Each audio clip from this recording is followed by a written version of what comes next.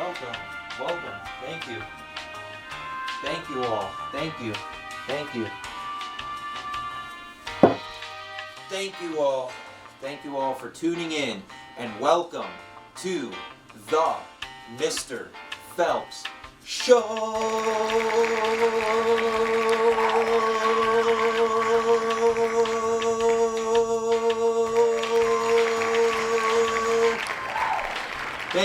Thank you. Glad to have you here. Really appreciate you coming on the set of the Mr. Phelps Show. And today, we're going to kind of take a little break from all the stuff we do and going to concentrate on literature and coffee. And what I mean by that is, I like to have fun. I like to bring literature to life. I like to do a lot of raps, things like that. Today we're going to strictly take a step back and look at some academic things that we're doing this week, because although it's good to have fun, you also have to keep in mind that it takes a lot for Mr. Phelps to film and edit all his videos every week, and sometimes Lil Phelps just needs a break from rapping too. So if you look over my channel, you'll see that there's tons of raps from different days, different subjects, different books, different literature, and it takes a lot to write it and publish it. So it's hard to give you a rap every week. I try, but you know what? Look at my channel, you'll find it. This week we're going to strictly focus on education and what we're learning in the classroom, which is also kind of important because it's going to be pretty long going through all the documents.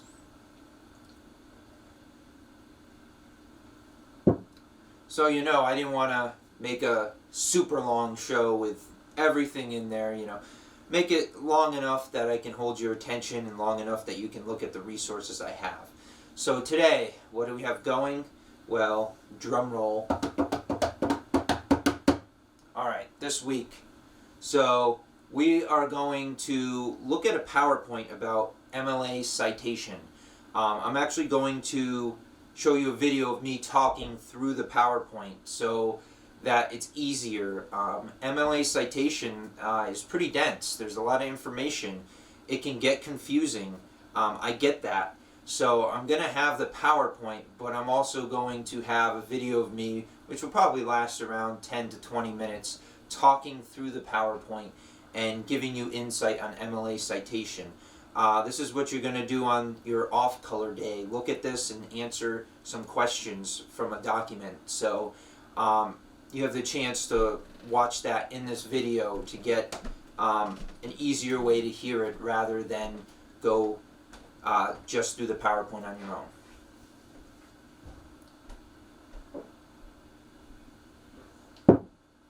Secondly, we're going to look at these 4 articles that we've been working with last week. So everybody was assigned to one, either math, science, social studies, or reading.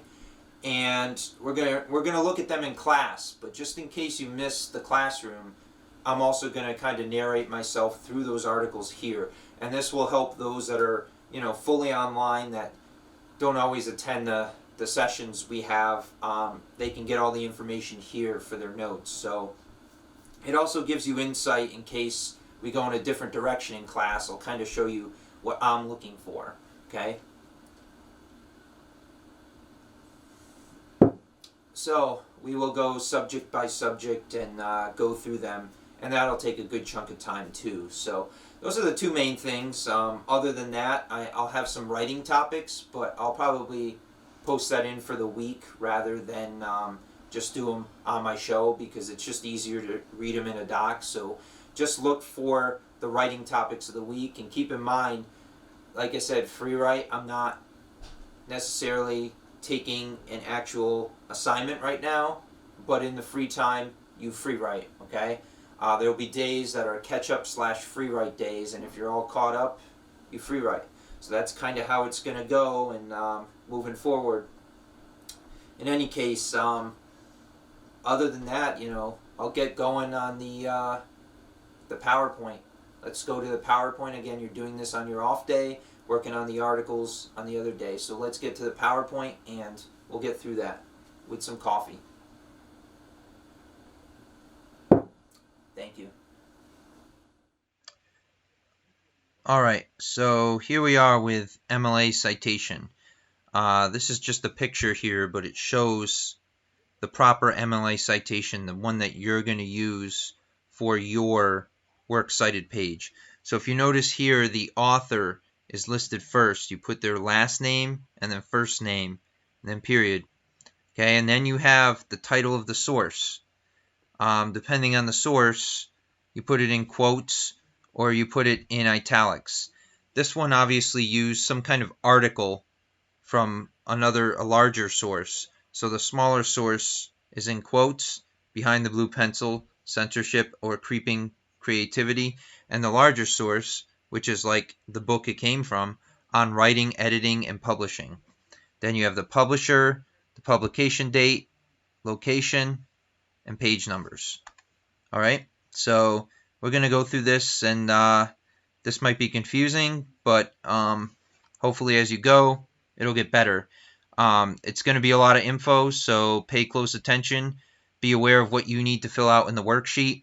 I did put each slide for what it's supposed to be. I will post the PowerPoint to this, but you also have this presentation to go through the slides. You just don't have the slide numbers, so you'll have to kind of listen along and fill it out as you go.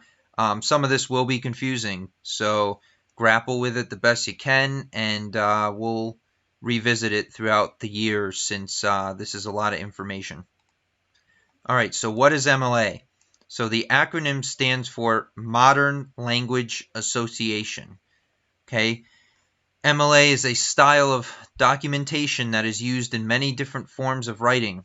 Okay, it's also good to know that there's different forms of study that use different ways to cite. MLA is mostly used in English and some other humanities, but science and communication, news, a lot of those use APA because APA is more specific to the date, and the date's mentioned first in APA, whereas MLA is more about where it came from and who the author was. So they pretty much both evaluate the same thing, MLA and APA. It just matters what course you're in, okay? So the course really determines what citation method or organization you use. So MLA is a universal set of guidelines that writers can apply to any source. So why is MLA important? Basically, we use MLA citation to document the sources used and that are evaluated in a piece of work. Okay, you are the credible writer, so it's your job as an explanatory author to cite other sources to show your credibility. In exchange, you show credibility of those you're citing from. So it really makes you look credible, makes you authentic, that you're using real sources out there, and it shows that you know what you're talking about in your essay. So since we're writing explanatory essays down the line, we will be citing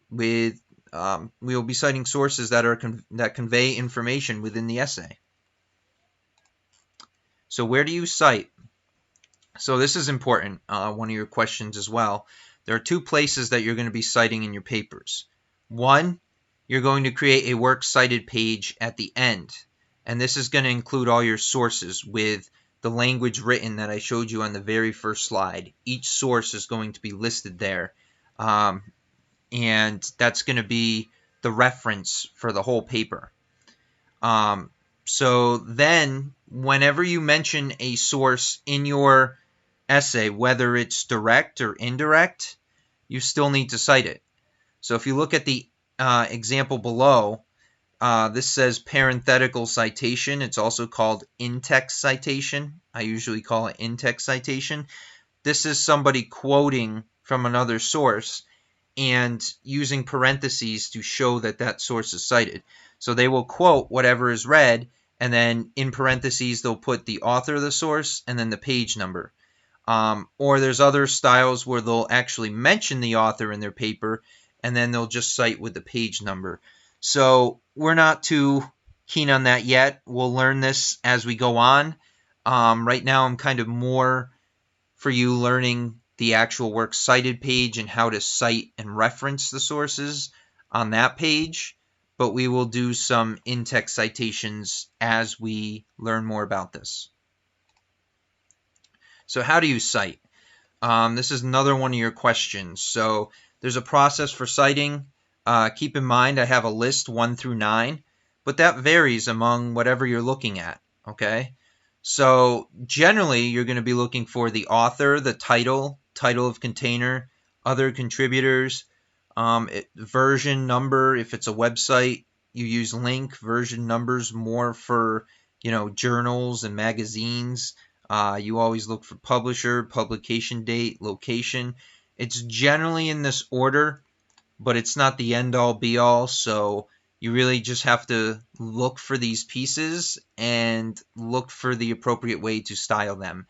And again, you will have help with those. I won't just make you do it all on your own. So you'll see as we go on. So it ends up looking something like this when you're done on the works cited page. You see the author's first and last name. It always starts with author in MLA. That's the one kind of constant thing. And then you see the rest of this. This is a website. You see the link here and when they access that link. So those are kind of specific to websites. Books, it would be different. It would be the publication date and that type of thing. So it's a little bit different for each one. But this is what it looks like. Notice that it is indented the second and third line from the first line, and that's a common thing we need to do on our works cited page, and I'll get to that in a bit. So if you aren't sure how to cite a specific piece of info, no worries. This is all online. If you go on the Purdue University's OWL Writing Lab, it will have everything you need for citing. It not only has MLA, it has APA, Chicago, a bunch of other different styles that I don't even know about. And it is a bit confusing going there your first time. I'm going to show you a quick video of it, but just keep in mind it basically has everything, especially those harder ones that you're not sure how to cite, like maybe interviews and movies and art projects and things like that. It's on this website. You can find it, and we'll take a quick little tour of it right now. Like I said, it might be confusing, but hopefully you take a look at it and your later years of schooling, you reference it because it's a phenomenal website.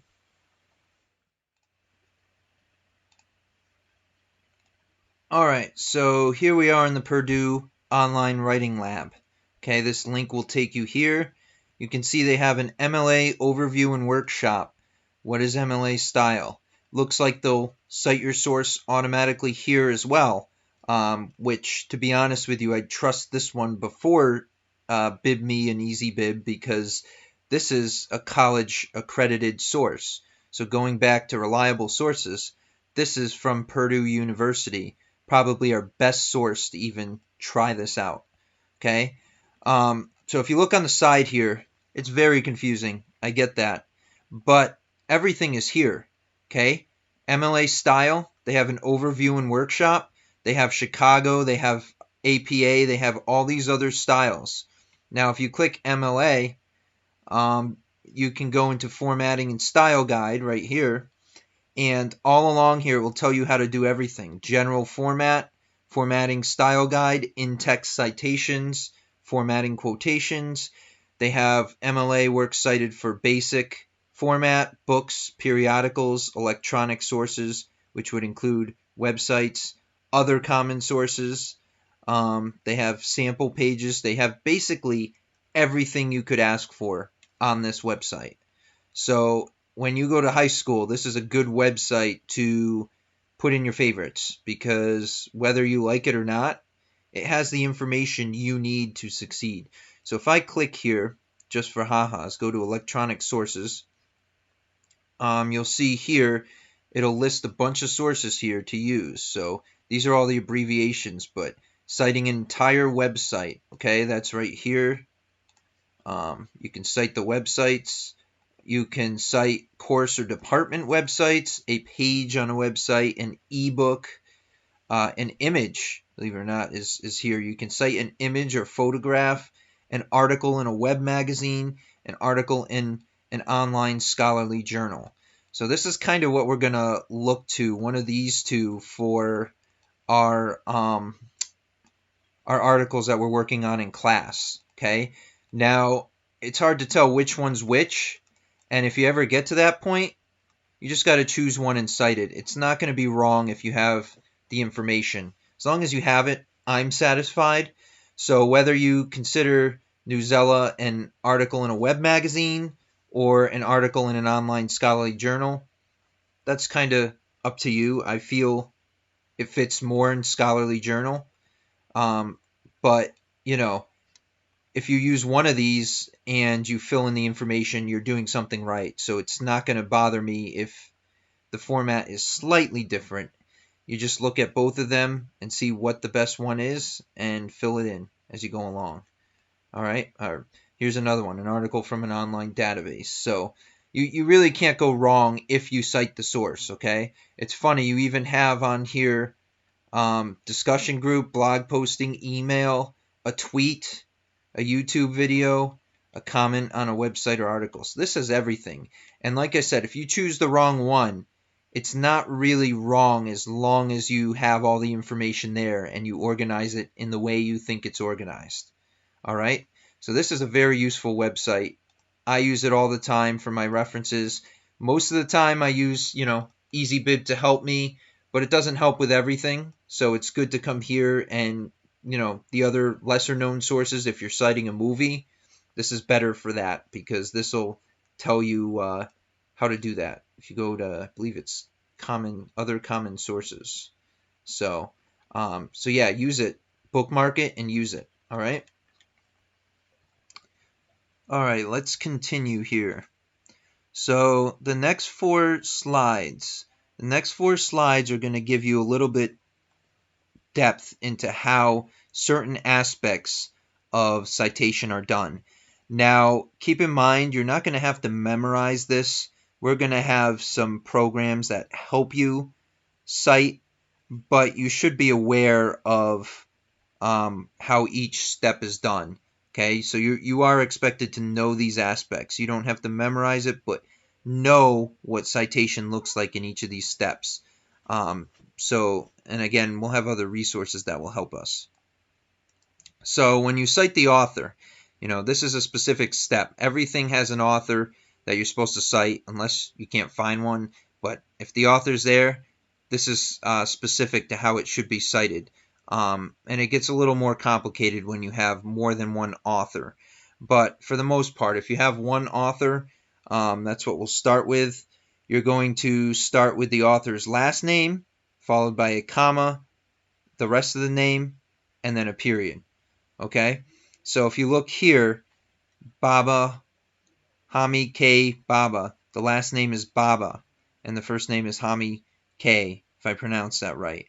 And notice that you start with the last name. Also note that in your works cited page, it will need to be alphabetized. So just keep that in mind that you are going to alphabetize this. So, by the last name. So titles. The title of the source comes after the author's name. Depending upon the source, it should be listed in italics or quotation marks. Italics are for bigger works. If you're citing the whole bigger work, you're going to use italics, or you can underline. Whereas if it's a short story, a poem, or a shorter piece of work, you use quotation marks. So here's the example here. You have the author's name, and then they're citing a book here, The Hummingbird House. All right? Next is a container. This is where it gets a little confusing, so I won't get too much into here, but this is when you're citing a chapter from a book. So first you want to list the chapter that you're actually citing, and then you want to list the book as a whole. So if you look in the example here, this is actually a TV show that they're citing from a series, a TV series. So they're citing an actual name of an episode, 94 meetings. Okay, that's in quotations, shorter piece of work. And then they list the actual TV series, Parks and Recreation. That's in italics because it's a bigger piece of work. Okay, so you have to list both of those. So if you're listing a smaller show from a bigger one, then you have to put the smaller one in quotes.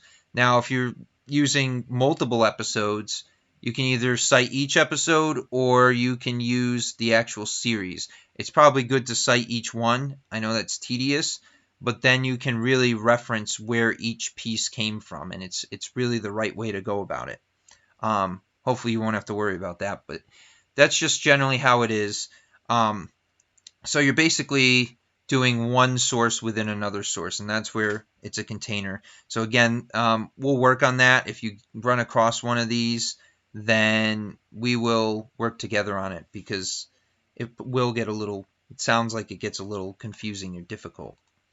Then there's other contributors. So first you have the publisher and the date that the source was used. Those are always common for all of MLA, but depending on the source, there's other contributors. For example, websites use the URL. Okay, they use the actual link and when you access the link. Whereas magazines and newspapers use volumes and numbers to a specific issue. Again, we go to our TV show where they have season 2, episode 21. So they're using the volumes and numbers. So it is used for things like that as well. So what else should you know when citing? The works cited page should always be in alphabetical order. We kind of talked about that. You see that here. So you want to make sure it's in alphabetical order by the author's last name. If you can't find a specific information on a source, you leave that part out. So you're going to find a lot of websites where you might question their authenticity because you don't see the name of a person on the website. You might see a publisher instead of a person, or you might find something else, but you would leave that blank, the author blank, if you don't have an author's name, or then you just insert the publisher. So you really fill in what you know and what you can find. If you don't have the information, then you skip it, and hopefully you have enough that people are able to cite it. So another thing is every line after the first line should be indented in all of yours. Okay, so like they have it here. I can show you how to do this. It's called hanging, and it looks like this. You won't have to worry about that till later, but just so you know, it looks weird because you have the source and the next line is indented. All right, so still confused? Well, I can help you here. So there's a lot of info here, but don't be scared. There's tools to help you, like EasyBib and BibMe. There's other resources out there, such as the Purdue OWL. They can help you make a works cited page as well. So these will help you make a works cited page. All you have to do is, tell them your sources in some way, and they'll do it for you.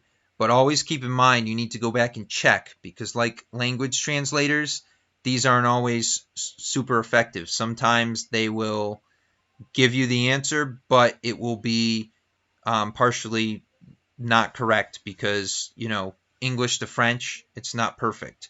So they're not perfect, but they will do your citing for you, and you just need to go back and check.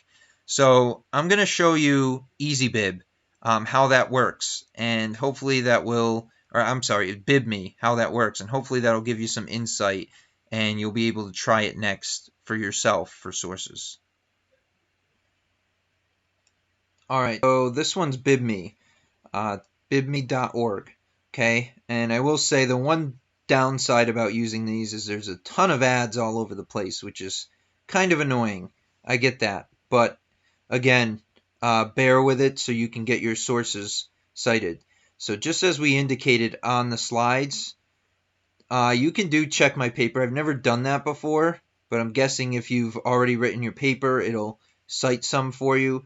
But what I do is I click I only want to create citations, and then you choose the one you're working with. Again, MLA, APA, and Chicago are the most used. So we're doing MLA. You click MLA, and then it gives you a list here: journal, website, book, video, other. The only thing is sometimes this is limited as to what you do. Like it's hard to find movie on here. You have to look. So again, I would go to the Purdue website or just even ask me, how do I do this? And I'll find it for you and we can figure it out. But sometimes not everything's here. It's good to reference both websites to use. And then once you click it, it'll, it'll go to the right one. Again, this one's hard for online articles too because it doesn't really list it as its own. So it's kind of hard to find it. So I'd use Purdue for that. And some of them you might just not have to put through here. You just might have to do on your own. But say you go to a book, you can search the book by the title, the author, or the ISBN. So like, let's do, for example, Harry Potter, okay? Because it's a popular book, so it's here. Now, you have to be careful when you find these too, because this says 2018. I know for a fact that book is probably not written in 2018, unless it's the movie here. So you do have to look and see which one you're talking about. None of these have titles either, so you have to be very careful. So this one looks like it might actually be it because 1999, that's around when it came out, maybe a little bit before that. So anyway, you have to check it. You can't just click this one and say it's right. You have to go into the source and say it right. So you want to be specific too. So Harry Potter and the Chamber of Secrets. Okay, so I know that's the second book, I believe. So then it'll tell you here again, this isn't our right source because this says 2021. It was not written then. But if you go back in 2002, that sounds like that would be the right source. So we select that and you click final step and it will bring you to this page. It'll put in all the information you have, and then you might need to do JK Rowling if it's not in there. So you might have to do a little work on your end. Then you click create citation, and it puts it in there for you. Okay, Rowling, JK, Harry Potter and the Chamber of Secrets. Excellent. So again, you want to use the resources you have to help you. Excellent. So now that you've seen that, time to move on. All right. So, okay, I already just showed you this. Try me, bibme.org. So we clicked on bibme.org. You clicked on I only want to create citations. Then click MLA. Then choose your source and give the information for it. And so, like I said, make sure when you're all through and you have your sources, you check your submissions. Although it makes it, you want to check and make sure there are no errors, and then it makes sense. Sometimes they'll leave out the italics, and that's important. Or if you copy and paste it, it'll get rid of the italics, and you have to make sure the italics are there. That's an important piece of the title. Okay. So this is just the beginning. So I'm sure you have many more questions. One of your questions on there asks you to write down a question, and I'm making this kind of mandatory for everybody. I want to hear from you what you learned from this, what you may not know yet, what you may still be confused about. I want to know your ideas here. So write down a question. You're only required to write one down, but if you have more, write them all down. I'm going to look at them, help you out. Some of this you're going to have to learn as you go on. It's just the way it is. There's so much information. It's hard to take it all in at once. I still reference Purdue on how to cite certain things, especially when you have containers and you're doing one thing in another thing. Or one source in another source. So, you're going to have to use it as you go along with it. So just don't think this is going to be the end. You've heard it all from me. You haven't. There's plenty more. And use the resources you have to help you with the Works Cited page. Make it a little bit easier on yourself. As for the in-text citation, we're going to practice those a bit more as we go on. I want you to get the works cited page first, and then we can do in-text later, which that is also on no red ink. So that could be where we segue to next, but we'll also practice it within, just writing in general. So in any case, that's it, and just make sure you fill out your worksheet and get everything on the worksheet. All right. So hopefully you're very informed about MLA now. Obviously, it helps to look at those websites, really look at them, because it's going to be tough doing MLA all on your own for all your sources. We're going to practice a little bit with your source that you're reading in the articles. We'll do a little bit of practice with that. But for the most part, you're probably going to tap into BibMe, EasyBib, just to get yours done faster, because if you don't, it's a long process. And it can be very confusing. And even I sometimes will turn to those programs to help me out, as long as I look at it after I put it through to make sure it follows the right format.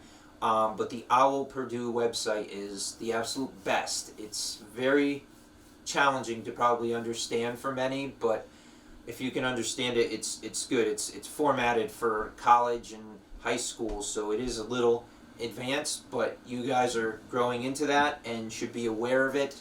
And it's super helpful for citing. If you don't know how to cite a TV show, it's on there. If you don't know how to cite an art project, it's on there. It basically has everything.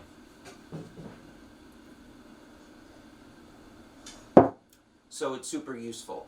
And then of course you have EasyBib, BibMe. Take advantage of those in this class. We're learning MLA. You got to know the idea of MLA, but you have those resources to help you to get through it. All right? So that's kind of the idea. So with that being said,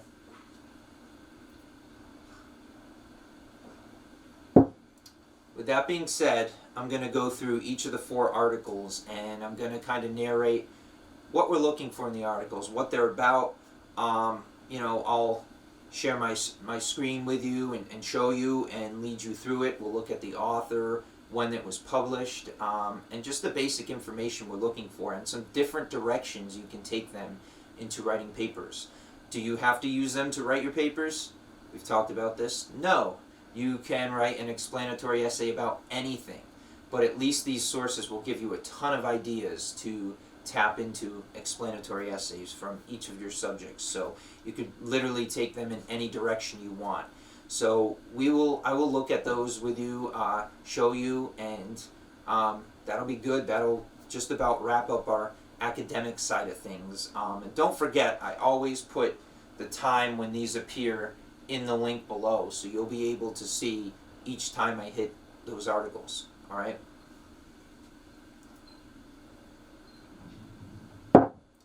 All right, let's get to it.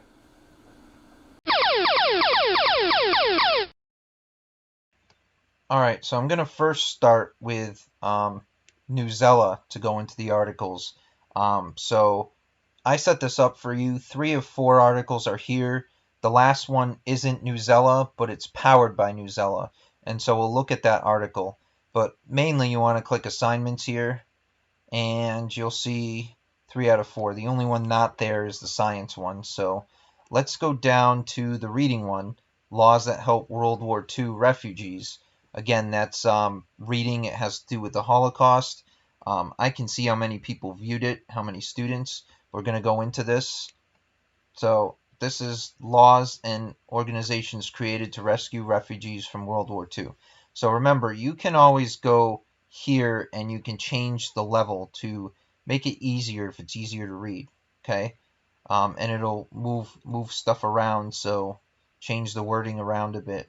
Okay, so if I go here and I go back, it changes it. So this is the article.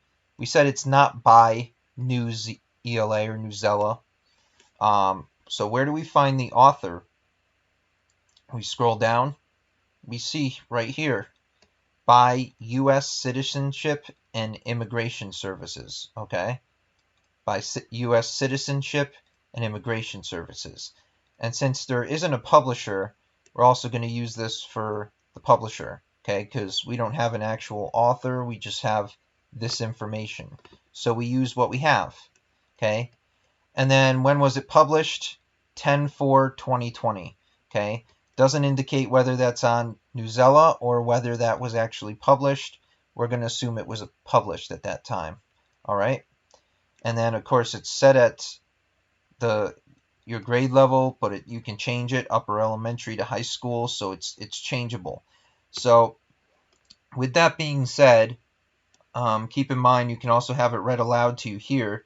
With that being said, let's take a peek at the article, okay? I'm not going to read the whole thing, but if you look here, it tells you a bit about the importance of the article, and mostly this is during World War II when there were refugees escaping to other places to get away from the Nazis, okay? And it talks about all these people moving into new places, but it also talks about many laws that were put into effect to help these people, okay? So right here, more people became refugees than many nations could or would accept into their populations. Okay, so that caused a lot of stir. It caused a lot of laws to be put into effect. And it got the United Nations involved to settle a lot of these displaced people, as they called them. So the United States had to modify their immigration laws, and that made it possible to admit more European refugees. All right, so then it goes on to talk about the different acts that were put into effect. So United Nations Relief and Rehabilitation Administration. Again, that sounds confusing. There's the acronym right here. So it talks about making certain camps here for people to live in and people to be safe while the Nazis were coming to rise. Like different countries stepped up and assisted and made camps. I think it even says here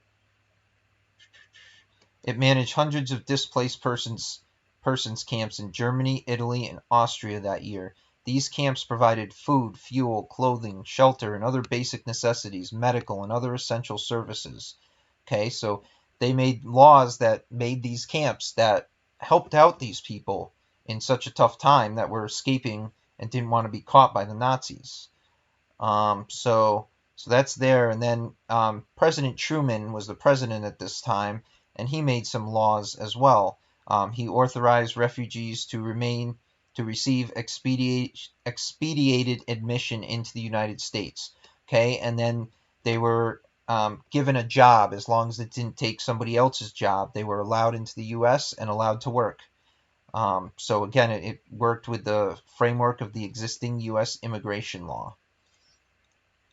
So right here's his plan. Ultimately, the INS collaborated with the U.S. military, the U.S. Public Health Service, and the Department of State, and numerous charitable organizations.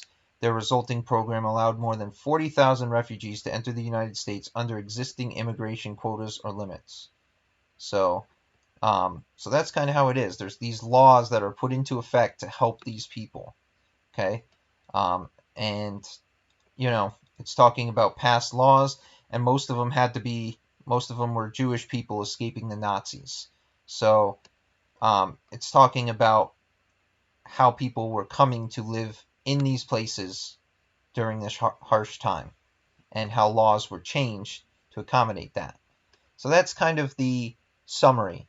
I said a bunch of different things, kind of mapping that out into 2-3 sentences for a summary. That will work. So what are some topics that we can get out of this, just reading this article? So let's think. We have immigration. We have laws that have to do with immigration. We have talking about the Nazis. Maybe we can do something on escaping Germany at that time. It could go into President Truman. It could go into the United Nations, what the United Nations is about.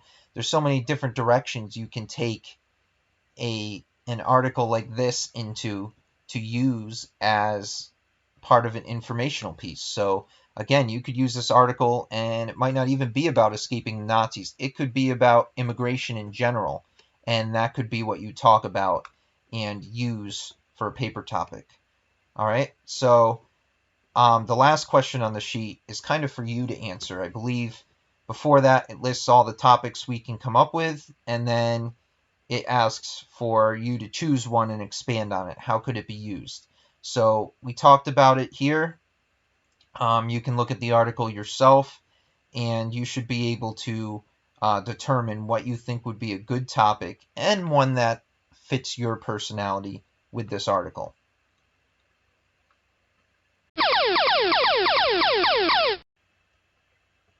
All right, switching gears. Now let's look at the history one, okay? Now the last one we did was reading class, but a lot of history was involved. So here's another one. This is Poem Links, Unlikely Allies in 1775, Phyllis Wheatley and George Washington. All right, if it's too much to write the whole title under source, you can just do Poem Links, Unlikely Allies, or you can just put Phyllis Wheatley and George Washington. The important part is that you have the source name part of it, and then you look here to see where it was written.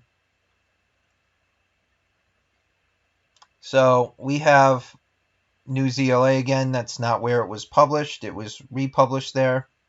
If we look here, the Gilder Lehrman Institute, adapted by New Zella staff. Okay, and then we have the published date again, 10/27/2020. Again, it's recent, so that tells us it's probably a good source to use. We have the text level. We also know how to change the text level if we need to. Okay, and then we have the article itself. So let's get an overview. One of the thing asks, what does the extra matter tell you? Okay, now what I want you to do there, that was kind of a confusing question, is what do the pictures say? If you look at just this picture without reading the article, what do you see? Just take a minute. What do you see?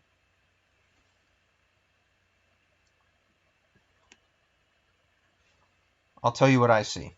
So I see a statue here, and I see cars behind it. So I'm going to assume we're by some special monument, okay? Maybe in some big city because cars are on the street. It looks like we have, some buildings there. I don't see a car racing by, but I'm just going to assume it's big city because usually that's where statues like this and cars behind it are. It's some built up place. If we look here, again, the extra matter, statue of Phyllis Wheatley in Boston, Massachusetts. Okay. And then we have the photo credits here. Okay. So that's all the extra matter we have to work with this. So that's kind of what we determine. So now going to the article. This talks about a bunch of different topics that is really interesting. Okay, so first we talk about the poet Phyllis Wheatley. She was a slave, okay, and she was an educated slave. Now, being an educated slave was not something that was known at that time. And as we read on that it says here she proved herself a prodigy. She rapidly mastered English and learned Latin, history, and literature while also publishing poems. Okay, she became a celebrity. She also was not really liked by some people. Some people preferred her to be kind of like an abolitionist, and other people opposed her. They didn't think she adequately was, looked upon in favor. So it goes into George Washington here, and it talks about the relationship she has with George Washington, which was positive. Not so much for Thomas Jefferson, but for George Washington. And she wrote him a letter, she wrote him a poem, and she honored him. Now, keep in mind, this is an abolitionist. She's promoting slavery to end, okay? And Washington himself is a slave owner. So think about that. She's writing as a slave to a slave owner, and she has written many poems about being free and free from slavery and, being able to have civil rights. So you'll see how that unfolds as we go on with the data here.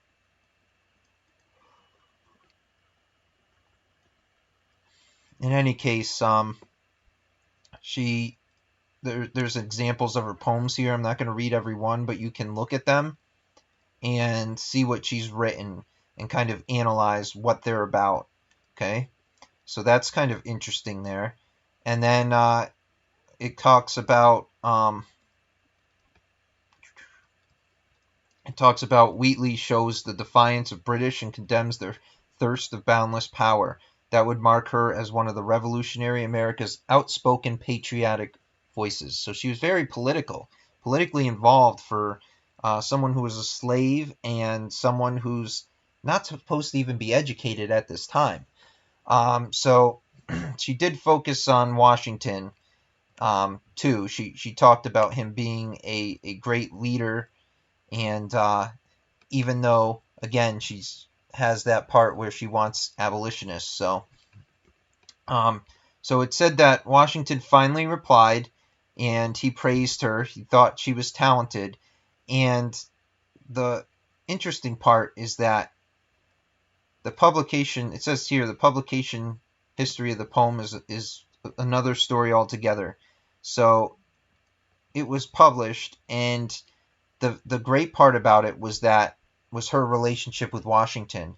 Washington had, he was a slave owner, and she kind of changed his mind about that. It says that down here.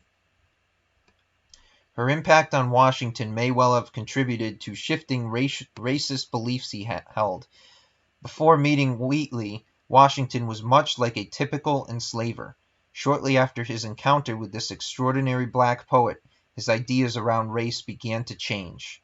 All right, so then it gives some examples. In 1776, he allowed the enlistment of black soldiers in the American Army. In 1779, he supported a plan to free enslaved people in South Carolina if they fought on the American side. And then it goes on to give more examples. So this is a really good article to not only learn about Phillis Wheatley, but to learn about Washington and how he was changed, how his views changed based on how she influenced him with poems and how she talked about freeing slaves. So it's really kind of an interesting website to look at, article to look at, because it gives you two sides of history, one of a slave, one of Washington, how they come together. And this could be brought into so many different directions. So we could talk about poetry in general. We could talk about slavery. We could talk about literate slaves. We could talk about George Washington. We could talk about how George Washington was changed, George Washington's views of race. So many different topics. We could talk about people who opposed the abolitionist movement. Again, if you go down here, during this time, many people held the racist and false view that black people could not be literate or talented writers. Washington probably wanted to show his fellow Virginians a formerly enslaved person who was not only literate but loyal to the American cause. You could even talk about the Revolution here, okay, because she was part of the movement of the Revolution, okay? So this is a great article that spans over a ton of historical topics that you can talk about.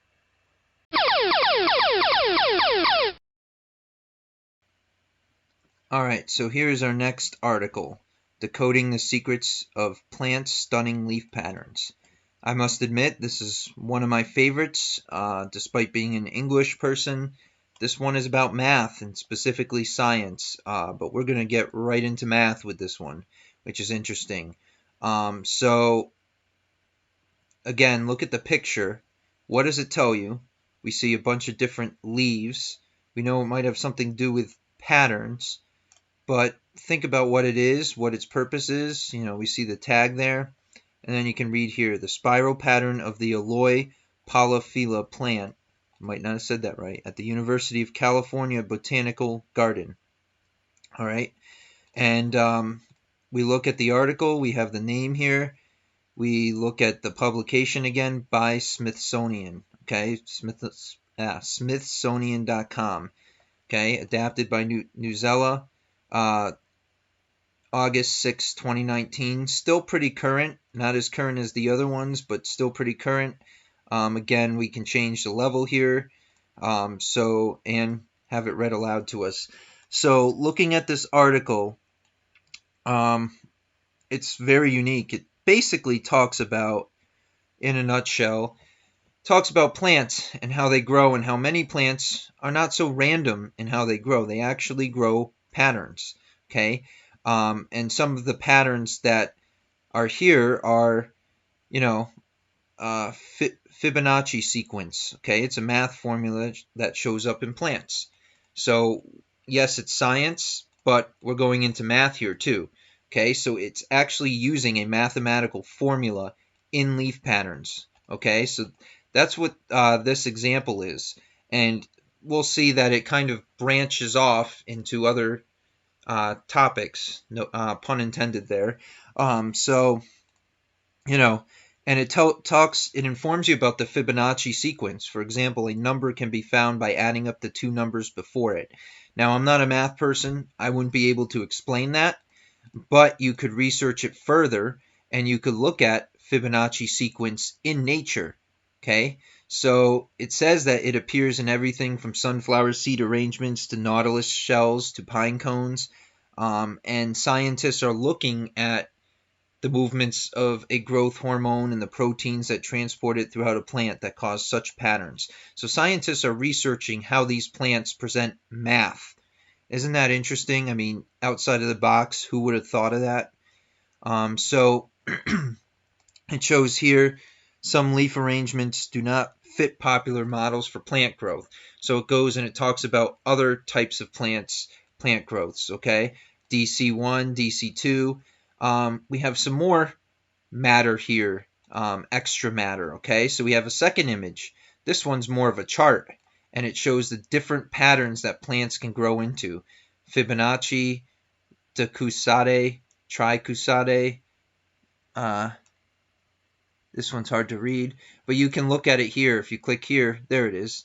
Distitious, okay? You can make it bigger and look at the different types of plants. And again, they have the science connection, and they also have the mathematical connection because they use a formula to grow into them. And so this talks about all the different plants that are growing and the tasks that scientists are doing to show that these plants are growing, and the tests they're doing, the studies they're doing to find patterns, okay? And then if we scroll down and we keep reading, it says that more study of plant patterns is needed. For spiral pattern plants, the EDC2 model predicted the common appearance of the Fibonacci spiral. Previous models did not explain why this shape appears so often in nature. So it shows that they're still looking at this. They're still trying to figure out what's going on. Okay, so the authors can't yet conclude what exactly causes leaf age to affect growth patterns. However, Sugiyama speculated that it may have to do with changes to the growth hormone transport system over time. So we see math leading into science, leading into nature. Okay, and so it talks about different teams. This team is working to refine their model further and to generate all known patterns. Okay, so your summary should be about, different plants out here create or show different patterns, mathematical patterns, and that scientists are testing these leaves to find common formulas in leaf patterns and to see how it affects the growth of leaves. And that they're still not fully certain and doing research today to further this study.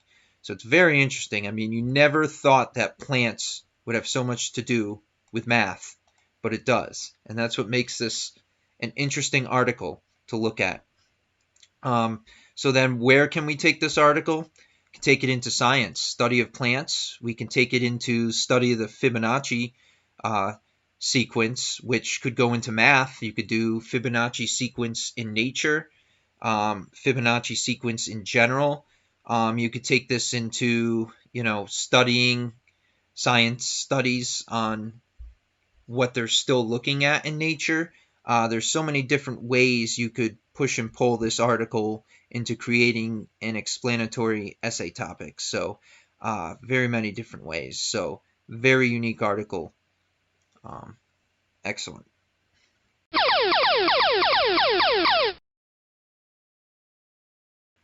All right, so to get to the science article, because it isn't on Newsella, you can click this link. If you're signed up to Newsella, you signed up to my class page, which is on Team, by the way, where you can access those articles. So if you go look up Newsella, you join, you'll have access to those 3 articles. The science article is actually online here, so I'm pulling it up here. This is the history of space exploration. Okay, so looking at the matter there, we have the name. So we not only see space, which is science, but we see history. So that tells us what? That maybe we're crossing over our subjects again, just like we did with reading and social studies, math and science. Now we're doing history and science. Okay. And this one even gives you a bunch of subjects here: earth science, astronomy, social studies, U.S. history, world history. There you go. There's your topics right there. If you look down here, it says leveled by Newsella. So while it isn't exactly Newsella or Newsella, it's leveled. You can change the level here.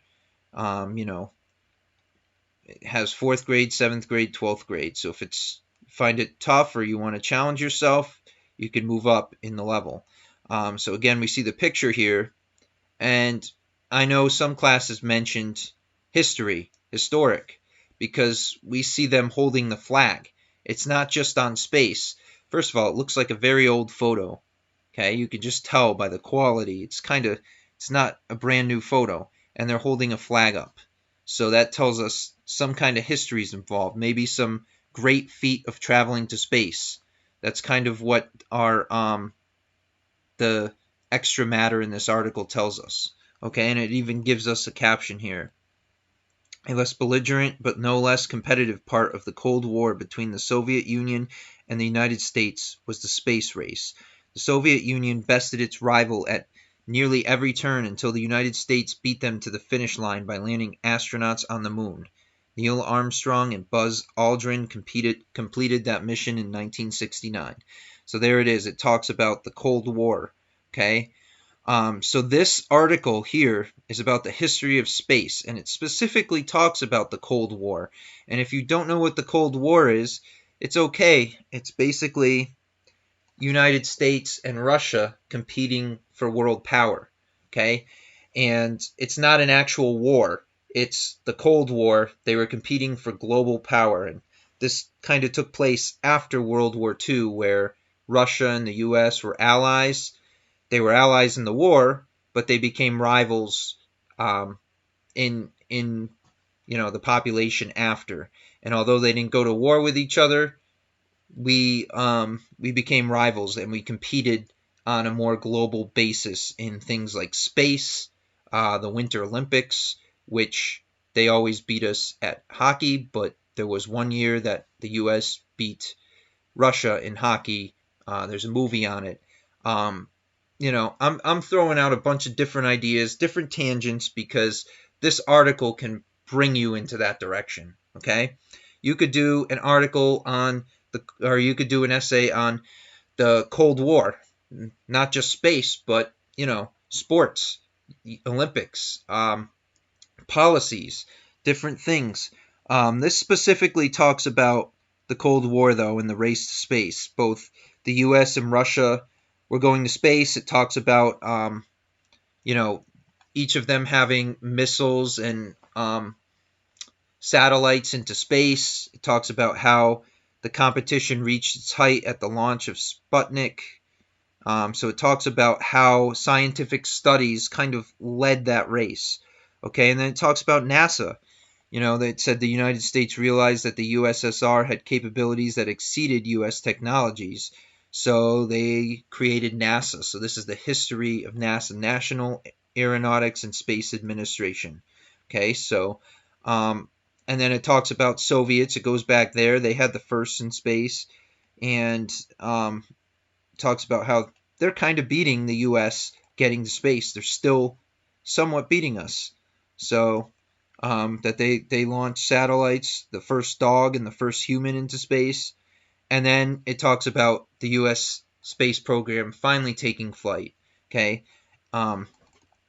President Kennedy again is mentioned in here, and that's the third president in 3 articles we've read so far that has been mentioned, which is interesting. It tells you all of these have a historical perspective. So it talks about the need for future flights to the moon, and it keeps on going on, and finally it kind of talks about people landing on the moon and the U.S. being the first to put people on the moon. Soviets have been to the space, gotten the dog and the first people in space, but the U.S. was responsible for putting the first few men on the moon, and that goes back to this picture with Neil Armstrong and Buzz Aldrin and putting the flag there to show, hey, we made a feat in the Cold War. All right, so that's kind of where this goes. And then sum it up, it just, their conclusion looks forward. Like we talked about conclusions looking forward. It says new technology is taking up space. Okay, so they talked about the Apollo moon program ending, but then they talk about what programs are still taking place to make space exploration easier. Okay, so that's kind of where it's going. That's the worldview where it's going in the essay. And then it talks about exoplanets, thousands of exoplanets discovered. So there's so many different directions this can go into. Space is so wide in and of itself, pun intended again, where you can talk about space on its own. You can talk about exoplanets. You can talk about the Cold War, life of an astronaut. There's so many different directions here. How presidents got involved in the Cold War, things like that. So this goes into so many different directions you could have an essay on, and so many good topics. So that's it for this article and the other articles. Again, I did forget to mention this one was by National Geographic. You see it up here. It's a resource library article from the National Geographic.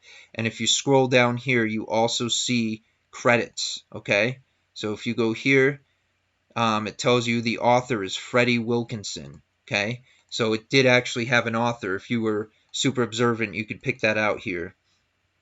So it has all this information. This one's a little bit different than the others in that it's not exclusively on Newsela. It's leveled, but it's not exclusively there. And that you can find the author and the other parts of information. And again, National Geographic. Okay. So excellent. Hopefully you got a good view of these articles you wrote down. Specifically, what we're looking down for the write-up is 1 through 4, easy questions you can get without reading. Then the summary, I believe that's number 7, and number 8 and 9, which I believe 8 is list the topics, and 9 is pick one of those topics that you could write about. So if you get 1 through 4, 7, 8, and 9, you should be good with all these articles, because that's kind of what you're looking at. So look to get those done for each article. Yours, you want to do all 9, and eventually 10 once you look at MLA. And then the other ones you want to do 1 through 4 and 7 through 9, and we'll get to 10 as well, probably with those. So you want to have the information for these. So excellent job. This is great. You have a ton of different topics and outlooks to look at. So just make sure you get it written down on your worksheet, all 4 pages, and you'll be good to go. All right, so I hope that was helpful to you as a learner to look at those articles. I know we're doing it in class. It's better to do it collaboratively together, but just in case you missed something, I went over them here, and hopefully that's helpful. So as you should this week, turn in the document. You did the first page on your own. You took notes on the next 3. Make sure you turn that in this week for credit, because that's a good chunk of your points, and that's a bunch of ideas that we talked about in class or distance on video. So you now have it to turn in and to use for future essay. We're going to be getting into that mode where we're going to develop ideas for explanatory essay after we do some MLA stuff, we'll really look into the essay, and you know, it's going to be, we're in the planning process, okay? So that's what that document's for, and that's where we're learning about MLA. So really cruising on in. So again, I will post the writing topics for the week. You can look at my channel to view a rap for the week. I have plenty of raps on there that have to do with literature. I have 3 separate videos on raps alone. Okay, so have fun with those. Hopefully I'll bring some more tunes the next coming classes, next coming videos. But again, it's a lot of time. I'm pulling some hours here with these videos and teaching and everything. So I'm giving you what I can, and I'm educating you online. But you know, it's a work in progress, and hopefully you're learning some online and having fun. That's the idea. In any case, I want to thank you for watching our show today. I appreciate you coming on the set of the Mr. Phelps Show, and I will see you next time on the Mr. Phelps Show.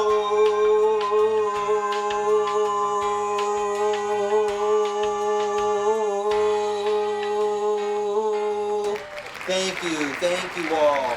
Remember, coffee. Thank you.